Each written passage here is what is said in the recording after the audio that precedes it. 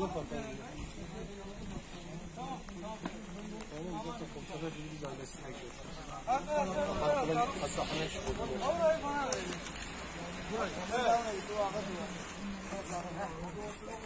Ailenin konserleri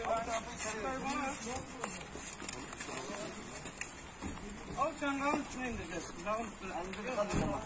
Al lan. Tamam.